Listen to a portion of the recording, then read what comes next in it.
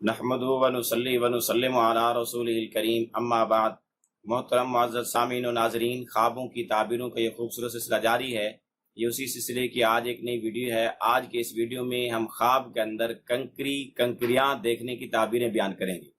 اگر کسی آدمی نے خواب میں دیکھا کہ آسمان سے کوئی پرندہ آیا اور مسجد سے کنکر اٹھا کے چلا گیا،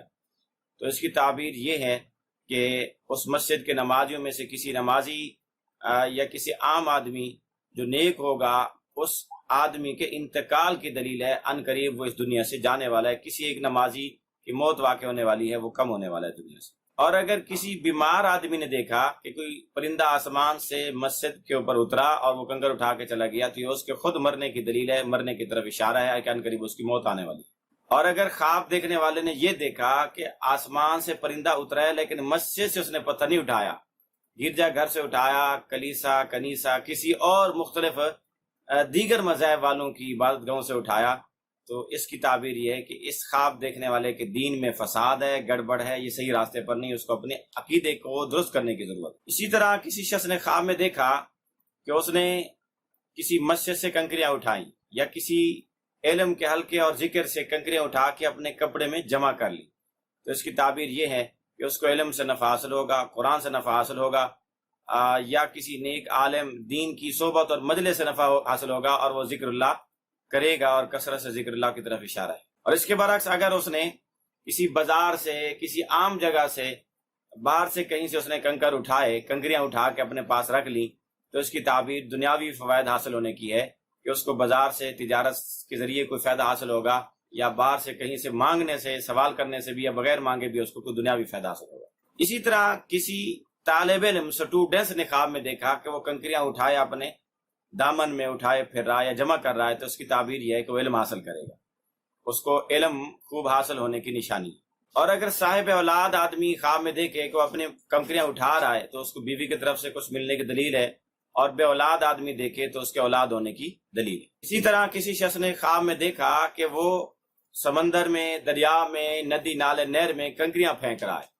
تو اس کی تعبیر یہ ہے کہ اس کا مال ہلاک ہوگا یا غرق ہوگا، اس کے مال کے ضائع ہونے کی طرف اشارہ ہے۔ اسی طرح کسی شخص نے خواب میں دیکھا کہ وہ حج کے ایام میں، حج کے موسم میں خواب دیکھ رہا ہے، جن دنوں میں حج ہوتا ہے، کہ وہ جانوروں کو کنکریاں مار رہا ہے، تو اس کی تعبیر یہ ہے کہ وہ ان قریب حج پہ جائے گا اور وہاں جا کے شیطان کو کنکریاں مارے گا انشاءاللہ۔ اور اگر حج کے موسم کے علاوہ دوسرے موسموں میں، جن دنوں میں حج نہیں ہوتا، عام دنوں میں اگر اس نے خواب دیکھا کہ وہ جانوروں کو کنکریاں مار رہا ہے، تو اس کی تعبیر یہ ہے کہ وہ اپنے دشمنوں کو یا فاسقوں فاجروں کو برا بھلا کہنے اور ان کے خلاف بد دعا کرنے یا ان کے خلاف گواہی دینے کی طرف اشارہ ہے، اس کی علامت ہے۔ اور اگر جانور کے علاوہ کسی کبوتر کو یا کسی انسان کو کنکری مار رہا ہے،